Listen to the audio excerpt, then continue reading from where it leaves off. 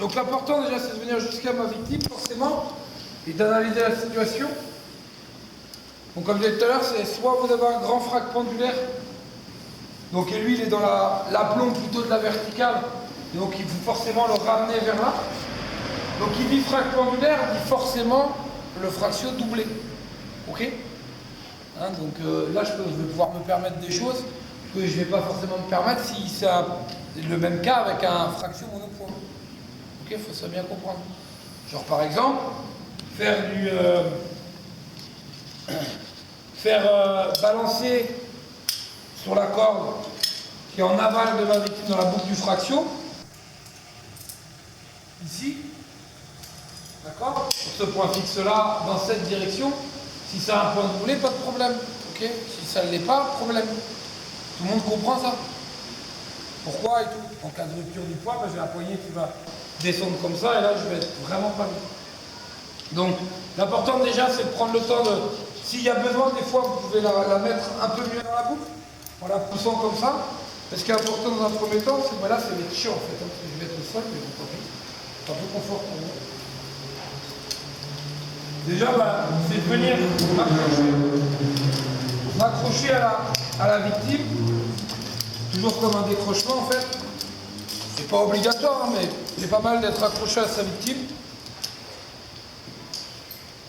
Et puis là, vous voyez que si je cherche tout de suite à balancer et vouloir la mettre ici, ben, je vais peut-être pas être gagnant de suite.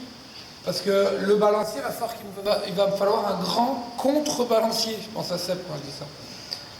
La notion de balancier et de contre-balancier est importante à comprendre. Parce que ça, c'est bon pour tout le monde. Qu'est-ce que c'est qu'un balancier? Qu'est-ce que c'est qu'un contre-balancier? Pas l'impression que ce soit clair, donc je vais pouvoir... C'est pas grave, hein. Il va falloir que j'y travaille. Là, je fais le choix, par exemple, d'utiliser la technique de la pédale crawlée pour remonter ma victime et donc plus facilement la mettre dans l'axe de la prochaine corde de descente. Parce que ça, c'est bien clair pour tout le monde. Ok? Donc, je vais chercher à être à peu près efficace. Bon, voilà, forcément, ça ne devrait pas être trop dur vu que j'ai des pieds. Tant mieux pour mon confort. Et je vais chercher à la remonter. Donc, ce qui est assez important dans cette technique-là, c'est que moi, je vous conseille de verrouiller systématiquement votre pédale crawlée. Parce que si pour X ou Y raison, vous enlevez le descendeur, vous ne serez que sur pédale crawlée. D'accord? C'est-à-dire que là, je fais le choix, parce que vous avez vu, utiliser la pédale crawlée. Tout le monde a capté. De ce fait-là, si je viens faire un balancier, hop, ici. Alors c'est pareil, l'axe des mousquetons est assez important. Là, je vois que j'ai fait de la merde. Donc au lieu de me retrouver un peu dans la mouise, hop, j'oriente bien mes ouvertures de mousquetons pour éviter les... Hop, je soulève ma victime pour la maxi.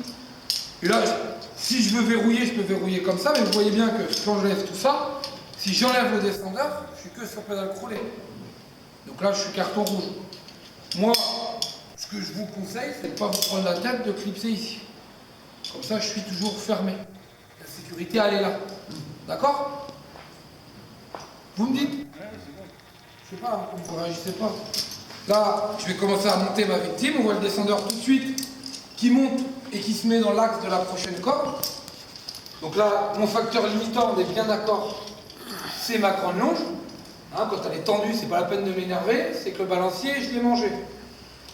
Et ce que je voulais dire, c'est que là, par exemple, on va reprendre comme tout à l'heure. J'ai oublié de montrer l'histoire du balancier contre balancier. Donc là, je m'assois, mon balancier, il est où? Il est entre la victime et le... Non. Ah, la victime, oui, exactement ici. C'est la distance entre... Jusque là, c'est quand je vais monter la victime, ok, c'est la distance que j'ai à dispo, avec bien sûr mon facteur limitant qui est ma grande longe. D'accord? Donc quand on voit, hop, ma disponibilité de balancier, elle est là. Ok? Je monte ma victime, je la remets dans l'axe. Ok?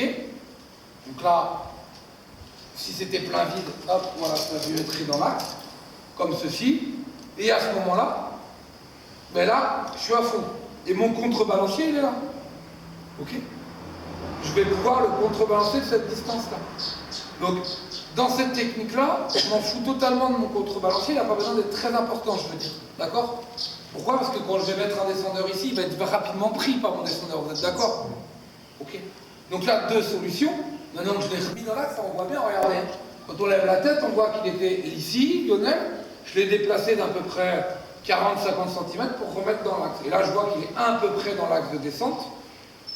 Pour moi, tout est verrouillé ici, donc je peux même me permettre, ok, de sortir le descendeur. Vous me dites si vous ne comprenez pas la manip. Ok, donc j'ai fait ce qu'on appelle des micro-balanciers. Ce sera la même technique que la déviation tout à l'heure, à peu près.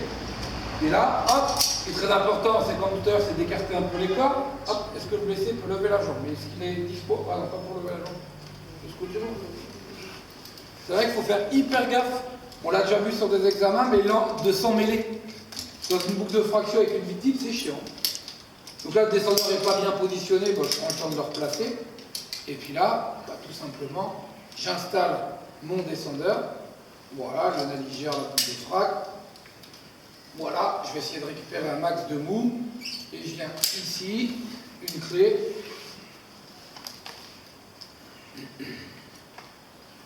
Ah, tu peux défaire ça, cool. Voilà. Je ravale bien. Et là, donc, je visionne bien que j'ai quand même un contrebalancier suffisant pour pouvoir le mettre sur le descendeur. Et là, à l'aide d'une pédale, hein, bien sûr, là j'ai des pieds, mais à l'aide d'une pédale, de toute façon, vous le ressentirez direct tout à l'heure. Hop. Je contrebalance. Évidemment, je peux prendre la pédale de la victime. Okay. Donc là, je remonte.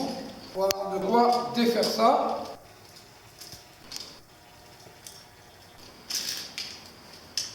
Voilà, démonter mon système. Ok, raccourcir ma langue si j'ai besoin.